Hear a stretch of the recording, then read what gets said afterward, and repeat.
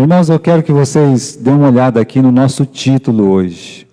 É tudo que nós vamos falar hoje.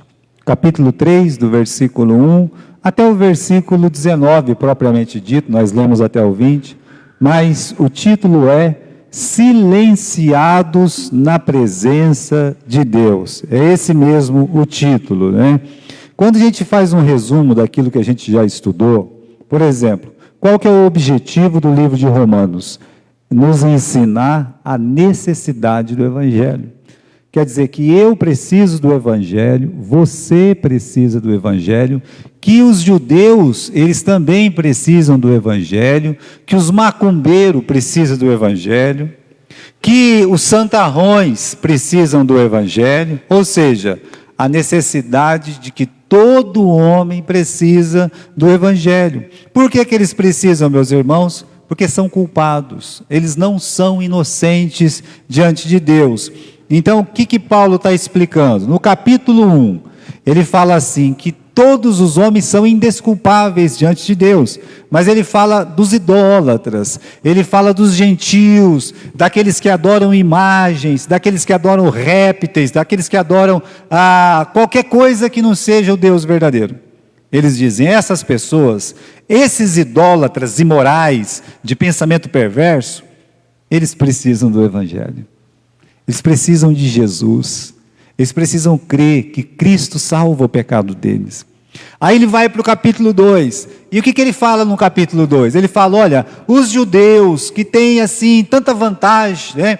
Os judeus que guardam a lei, que são a luz para esse mundo, etc, etc, eles também são pecadores, eles precisam do Evangelho, eles precisam de Jesus. Então é isso que nós estudamos no capítulo 1 e no capítulo 2. No capítulo 1 nós estudamos, olha, os gentios, os idólatras precisam do Evangelho, precisam de Jesus. E no capítulo 2 diz, os judeus, que eles não são idólatras, de certa forma, de adorar ídolos, mas eles são adoradores de si próprios. Adoradores, meus irmãos, de uma circuncisão que eles fizeram uma garantia, enquanto que a garantia deveria ser apenas um sinal. Ele está falando aqui, eles precisam do Evangelho. E aí chega, meus irmãos, nesse ponto do versículo 1 do capítulo 3. Qual que é o ponto? Olha lá, o que está escrito no versículo 1. Bem, se os judeus precisam do Evangelho da mesma forma que os gentios, então, qual é a vantagem de ser um judeu? Paulo, ele é um grande, meus irmãos, um grande orador. Ele está perguntando aqui, calma lá, os gentios estão perdidos, e todo mundo sabe disso, mas os judeus também estão perdidos? Estão, é. Agora, se os gentios e os judeus estão igualmente perdidos, a pergunta que Paulo faz é, qual é a vantagem de ser um judeu? A gente já viu no capítulo 2, no versículo 21, que eles ensinavam outro, né? Que, meus irmãos, tinha lá algumas vantagens especiais, né? Por ser considerado a luz do mundo, né? A palavra para aquelas pessoas que estão assim desencaminhadas. Bom, o gentio servia para tudo isso, Agora, qual é a vantagem? Qual é a vantagem? Versículo 1 e 2, pergunta no versículo 1, resposta no versículo 2. Aqui. Que vantagem tem o judeu? Ou qual é o lucro da circuncisão? Aí Paulo responde no versículo 2. Muito em todos os sentidos, principalmente por quê? Porque aos judeus foi dado o quê? A Bíblia, os oráculos de Deus. Deus disse para Abraão, eu vou abençoar os que te abençoarem, eu vou amaldiçoar os que te amaldiçoarem. Isso aí já é uma vantagem. Então, se a gente pensar, meus irmãos, nas vantagens dos judeus, primeiro, a eles foram confiados os oráculos de Deus, ou seja, a Bíblia. Deus confiou as Escrituras, pode pular, lá embaixo, né? Olha, Deus confiou as Escrituras, através dos judeus, Deus trouxe aos homens a Santa Bíblia. Os profetas eram judeus. Mesmo no Novo Testamento, se você vê, quem que escreveu os evangelhos? Os judeus escreveram os evangelhos. Quem que escreveram as cartas? Só Paulo, que era judeu, escreveu 13. O Tiago era judeu. 1º e 2º Pedro era o quê? Era judeu. 1º, 2º e 3º João. João era o quê? Era um judeu. Apocalipse, então. O Apocalipse foi escrito por João. O João, ele era um judeu. Então, aprenda isso. Primeiro, há uma vantagem, é porque eles foram escolhidos por Deus para nos trazer o quê? A Bíblia, a Santa Palavra. É isso, meus irmãos. Então, isso para Deus é uma grande vantagem. Agora, é uma vantagem quando a gente coloca homem para homem. Eu tenho a vantagem de, olha aqui, eu como ser humano, carne e osso, a vantagem de eu ter sido um judeu é que eu já nasci no lar que tem o quê? Tem a Bíblia. Deixa eu dizer, a sua família, não é? Então, se a gente pensar, a Julinha, né, que é uma criança aqui, tá, das nossas crianças, o João, que já é um mocinho, né? Aqui o Caio, o Nick. Qual que é a vantagem desses meninos em relação a muitos outros meninos? Porque eles já nasceram num lar que tinha o quê? O Evangelho.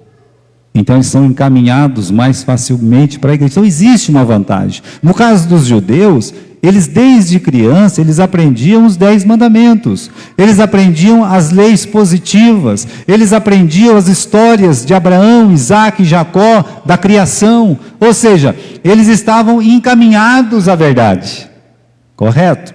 Mas tem que crer nessa verdade. Então Paulo está dizendo, olha, eles têm vantagem sim, sabe? Agora, meus irmãos, vamos retornar o nosso título aqui. Pai, é isso? Retorne o nosso título. Não, é aquilo lá, aquela palavra mesmo, né? Pode colocar lá na tela, lá. Eu que coloquei, olha lá. Retornemos ao título, silenciados na presença de Deus. Olhe bem o que está escrito aqui, porque é muito importante você entender isso. Para o capítulo 3. A nossa incapacidade de guardar a lei moral, os 10 mandamentos, tem o efeito de fechar nossas bocas, impedindo-nos de nos vangloriar ou discutir com Deus. Então, pode ser judeu, pode ser gentil. O judeu tem uma vantagem sobre o gentil, mas quando ele está diante de Deus, toda a vantagem acaba. Por quê? É só você ler o versículo 20 e o versículo 23. No versículo 20 diz que ninguém vai ser salvo pela lei. E no versículo 23, o que está escrito? Todos pecaram. Pronto. Então, diante de Deus, quando fala silenciados na presença de Deus, o que quer dizer isso? Quer dizer que tanto gentil quanto judeu, nós vamos comparecer na presença de quem? Na presença de Deus. Ontem, quando nós estávamos pregando ali no Jardim Morumbi, nós falamos sobre o capítulo 5 do livro de Daniel, que tem aquelas letras, Mene, Mene, Tekel, Ufarsim, escrita na parede. Eu digo para vocês, Mene, Mene, você vai ouvir de Deus. Tekel também você vai ouvir de Deus. Essas duas primeiras palavras é certeza que diante de Deus você vai ouvir. Deus vai olhar e dizer assim, olha, a tua vida eu contei. A tua vida eu sei, decor e salteado. Eu sei como é que é a sua vida.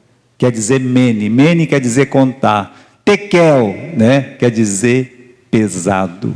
Ou seja, diante de Deus, o que nós fizemos vai ser o quê? Vai ser pesado e vai ser achado em falta. Qualquer pessoa. Como é que você vai chegar em Deus e dizer assim, olha, eu não preciso de ninguém para minha salvação, porque eu fui um camarada muito bom lá na terra. Você não pode falar isso. Então você foi pesado e você foi achado em falta. Todos nós somos pesados e achados em falta diante de Deus. Agora, meus irmãos, olha o que está escrito no versículo 19, né? Ora, nós sabemos que tudo que a lei diz, aos que estão debaixo da lei o diz o quê? que se cale toda a boca e todo mundo se tornou culpado diante de Deus. É sobre isso que Paulo está falando no capítulo 3, que o nosso pecado, não importa qual pecado, irmãos, de fato, tem o grande pecado, pecadão, existe.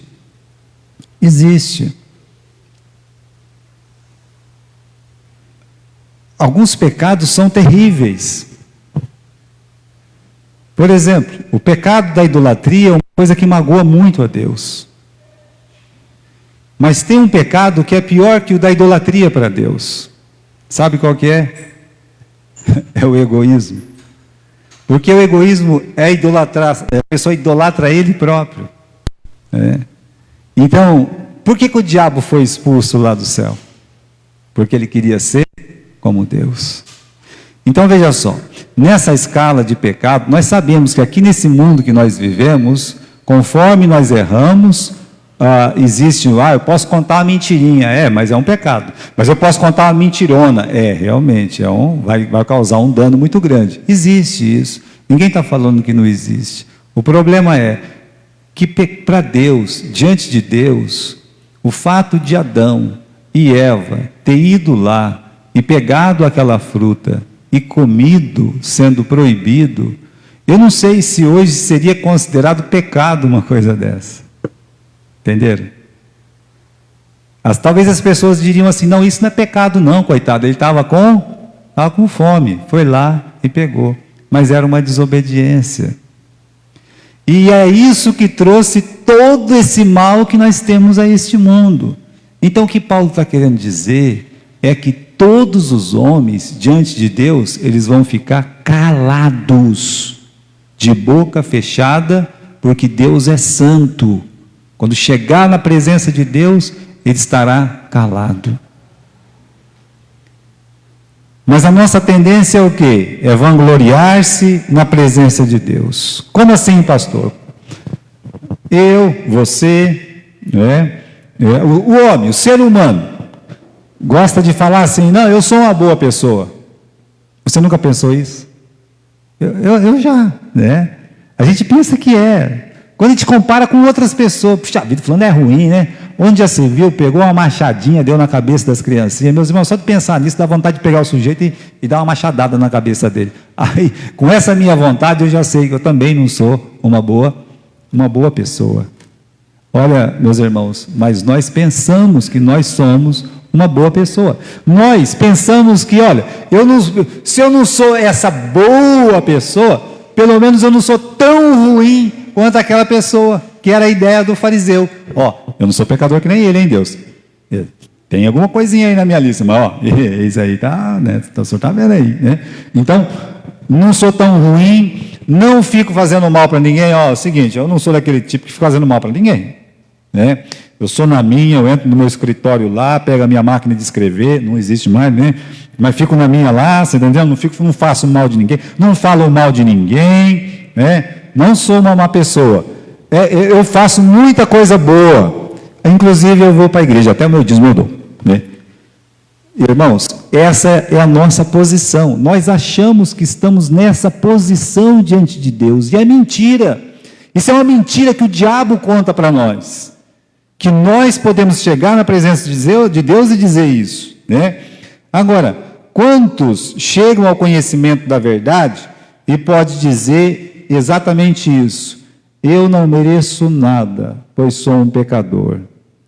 O pastor João falava, Eu me lembro quando era criança, eu ouvi ele falar isso. Criança que eu falo que eu me converti com 12 anos. Mas ele falava, a única coisa que nós merecemos é o inferno. Ele falava a alto e bom som, poder dizer para Deus, Senhor, a única coisa que eu mereço é o inferno. Você pensa assim? Ou você pensa que você é uma boa pessoa? Agora, lá no fundo, no seu coração, não é exatamente assim que a gente pensa? A gente nunca pensa embaixo aqui, a gente pensa lá em cima. A gente realmente acha que merece alguma coisa. O que Paulo está querendo dizer, meus irmãos, é que nós não merecemos. Mas lá no fundo, olha, se eu puder cantar lá no Apocalipse, digno é o Cordeiro, mas eu também tenho um pouquinho de dignidade. Não, nós não temos. Nós não temos. Irmãos, a infidelidade dos judeus anula a fidelidade de Deus. Ele começa um debate espiritual aqui, no versículo 3. Ele diz assim: pois que, se alguns foram incrédulos, a sua incredulidade aniquilará a fidelidade de Deus. Que infidelidade é essa que ele está falando que os judeus cometeram? O fato deles terem falhados como guardadores da lei. O judeu não guardou a lei. Qual judeu guardou a lei? Só teve um. Qual foi? Jesus, né? Mas nenhum judeu guardou a lei. Se não guarda a lei, está no inferno. O fato deles não terem sido capazes de guardar a aliança, qualquer que seja. Eles nunca guardaram aliança nenhuma. Não guardaram a aliança abrâmica da circuncisão. Eles não guardam a aliança da lei, lá do Sinai. Não guarda, meus irmãos. O fato de não terem sido uma nação sacerdotal, Deus separou eles para ser uma nação sacerdotal. Não foi, né? A gente sabe que não foi. O fato de não crerem nos próprios oráculos sobre o Messias que Deus lhe confiou. Quando você vai em Israel, tem dois tipos de judeu. Tem aquele judeu que está com o chapeuzinho, com aquela barbinha, com aquelas coisas, que está indo lá. Ele não crê absolutamente em Jesus. Nem um pouquinho. Tá? Nada, nada, nada, nada. O negócio dele é a Torá. Nada. Fica lá na frente daquele muro o tempo todo fazendo assim com a cabeça. Tá? Se você quer ser um judeu, vá para lá. Um outro tipo de judeu, aquele que não está nem aí. Ele pegou birra daquele outro do chapeuzinho, então ele fala, eu não estou nem aí. Então tem dois tipos de judeu, né? Mas os dois estão no mesmo estágio. Os dois, meus irmãos, não guardaram a lei, não guardaram a aliança, sabe? Não é uma nação sacerdotal. Você acha mesmo que Israel hoje é uma nação sacerdotal, querendo fazer o templo? Você acha que quem tem Jesus quer fazer o templo? Nós vamos querer fazer um templo? Isso é coisa de Edir Macedo, meus irmãos, aquelas aberrações malucas dele. Olha, nós não, por quê? Porque nós não queremos um templo aqui, nós queremos o quê? Ir para o céu, a eternidade. Deus, ele continua fiel, mesmo os judeus ou qualquer outro homem sendo infiel. Então a pergunta que ele fez no versículo 3 por que teve alguns judeus incrédulos, a fidelidade de Deus acabou? Não, calma lá. Ele fala no versículo 4, de maneira nenhuma, seja Deus verdadeiro e todo homem mentiroso, como está escrito, para que sejas justificado em tuas palavras e vença quando fores julgado. Deus, ele continua fiel. A tua infidelidade não altera a fidelidade de Deus. O fato de você ser ruim, sendo um crente, não altera que Deus é bom. O fato de você ser injusto, sendo um crente, não altera o fato de Deus ser justo e aplicar a justiça. Então, os nossos defeitos não pegam em Deus. As virtudes de Deus podem pegar em nós. Os atributos dele, nós devemos copiar. Mas o fato da gente ser ruim não quer dizer que Deus algum dia vai ser ruim. Os judeus, eles não guardaram a aliança. Não, eles não guardaram. Então, Deus falhou. Não, Deus não falha. Deus não falha. Deus não falhou. Os judeus não fizeram a parte deles. Ok. Veio para o que era seus e os seus não o receberam. Aí o que aconteceu? Então, deu-lhes o poder de serem feitos filhos de Deus a todos os que creem no seu nome. Pronto. A fidelidade de Deus não muda. Deus, o fato do judeu ter crucificado Jesus, deles ter, meus irmãos, assim, não apreciado a grande bênção que é a salvação de Deus, não quer dizer que a salvação de Deus falhou, pelo contrário, virou de uma coisa judaica para uma coisa universal, né? Então, aonde parece que vai amarrar, porque a infidelidade do homem, Deus então, meus irmãos, ele abre o leque. É sempre assim com Deus, sempre desse jeito. Agora, vamos continuar aqui. Vamos considerar o raciocínio pecaminoso do homem diante de Deus. Onde é que pode chegar o raciocínio pecaminoso do homem, né? Veja aí no versículo 5. Se a nossa injustiça for causa da justiça de Deus, que diremos? Porventura será Deus injusto, trazendo ira sobre nós? Calma, o que ele está querendo dizer aqui? Pastor, o senhor está dizendo que o fato do judeu ser infiel, ou eu ser infiel, torna Deus mais justo ainda? É isso mesmo. Então por que Deus está reclamando por eu ser infiel? Por que Deus está reclamando se eu contar uma mentira, como está escrito aí nos versículos seguintes? Deus está reclamando do quê? Quanto mais pecador eu sou, mais santo Ele é. Olha que pensamento perverso. Paulo está discutindo esse pensamento perverso no versículo 5, 6, 7 e 8. Aonde chega o pensamento perverso do ser humano? Deus está reclamando do quê? Se eu sendo mal, Ele é bom, então é bom eu ser mal. Não, calma lá, para com isso. Não, Ele não quer que você seja mal, Ele não quer que você seja injusto, Ele não quer que você seja um pecador. Ele quer te remir, Ele quer te salvar, Ele quer mudar seu coração. Ele quer tirar o coração de pedra e colocar um coração de carne. Veja, irmãos, a gente muda tudo, sabe? Deus não pode reclamar não, Então, o ser humano tem esse raciocínio pecaminoso. Olha que chegou o ponto no versículo 8. Façamos o mal para que venha o bem, sabe? Que frase é essa aí? Façamos o mal para... às vezes a pessoa pensa isso, Eu vejo esse pensamento quando a gente fala da salvação pela graça. É claro que nós somos salvos pela graça, mas a gente não pode, meus irmãos, usar a bondade de Deus como escudo para a nossa pecaminosidade. Nós somos libertos em Cristo, não para libertinagem. É assim. Ou seja, eu sou salvo pela graça? Sou salvo pela graça. Não importa como eu vivo, calma lá, quem disse que é assim? Então você pode pegar, você pode viver do jeito que você quiser, e aí você dá aquela desculpa, olha, porque eu sou salvo. Não. Então, aquele pecado vai te levar a um arrependimento, e não a um consentimento, de achar, não, meu pecado faz Deus mais santo. Não, de jeito nenhum. Olha aqui, essa última frase. A graça não produz desejo de pecar, mas ódio ao pecado.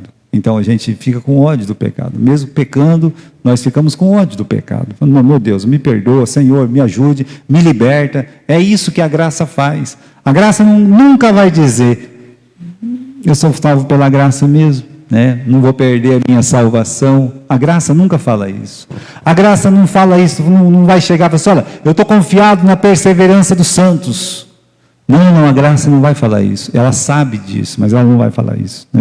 Ela vai dizer, Senhor, me ajude a vencer os terrores que me atormentam, os pecados que me prejudicam. Me ajude. É isso que a graça faz. A graça te põe no trono de Deus caído, e não de uma forma arrogante. Sempre assim.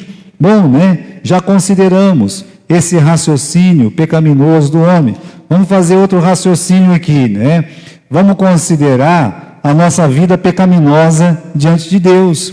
E olha que Paulo, ele explora, meus irmãos, a universalidade do pecado.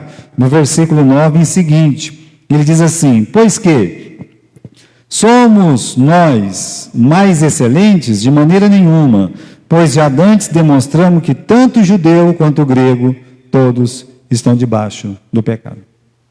Ele está dizendo, todos estão debaixo do pecado. Todos são pecadores. Agora, olha a lista que ele faz. A partir do versículo 10. Não há nem um justo, nenhum sequer. Então, meus irmãos, o ponto aqui, qual que é o ponto? O ponto é impedir que alguma boca fale assim, eu sou bom, eu sou justo, eu sou digno o suficiente. A gente tinha lá nossos cultos, de quinta-feira, e às vezes o culto com as crianças no sábado. Aí começou aí um sujeito lá, sábado à tarde, quinta-feira à noite, bem vestido, muito amável, super educado. E falou assim, o senhor está falando sobre a lei. Parece que o diabo escuta uma coisa dessa e leva essas pessoas lá para atormentar a gente. De fato, eu estava estudando o livro de Êxodo. Aí ele foi, eu queria falar com o senhor aqui, coisa e tal. Falar, não, primeiro ele se manifestou publicamente. Quando ele se manifestou publicamente, eu fui curto e grosso. Eu digo, amigo, a palavra não está aberta. O senhor está aqui para aprender e ouvir. O senhor não está aqui para ensinar. Eu falei, eu sei exatamente qual texto o amigo vai lá em Isaías. Então, esqueça isso, né? O senhor está numa igreja batista. Eu não vou na sua igreja desrespeitar você. Queria que você não desrespeitasse a mim. Ah, não, desculpa, tal. Indelicado? Fui indelicado. Mas eu sei onde esse povo quer chegar. Existe uma lavagem cerebral grande deles para dizer que eles não têm pecado, porque eles guardam a lei. Na última conversa, que marquei um dia com ele foi 1, foi 2, foi 3, eu já tinha dito que eu não queria mais. Na última conversa, eu disse, você pecou hoje? Ele disse, não. Você não pecou? Nem ontem? Não. Eu vou falar mais o que para uma pessoa dessa? Eu digo, meu amigo, a porta aí, olha, é 2 folhas, antes era 2 folhas, agora é uma só. É 2 folhas de porta, é 1,60 m cada uma. Você pode escolher qual folha você vai sair, só não gostaria que você entrasse mais. Né? Eles, meus irmãos, eles não querem ser ensinados. Eles acreditam mesmo que eles não têm pecado. E ninguém vai tirar isso da cabeça deles. É o que Paulo está lutando contra isso. O judeu achava que ele era melhor do que os outros só porque ele era judeu e era circuncidado e guardava o sábado. Então ele dizia, não, Deus vai me aceitar por eu ser circuncidado e guardar o sábado e ser descendente de Abraão. Por isso Jesus disse, olha, Deus pode levantar pedra aí, filho de Abraão, de umas pedras. Então eles não entendem isso. Olha, o que Paulo está fazendo aqui, irmãos, é colocando todos os homens debaixo do pecado. No final do versículo 9. Todos estão debaixo do pecado. Versículo 10. Não há um justo, nenhum sequer. Não precisava dizer mais nada. Nada. Acabou. Só isso é suficiente para uma pessoa olhar e dizer, Senhor, eu sou um pecador. Tem misericórdia de mim, Senhor, que eu sou um pecador.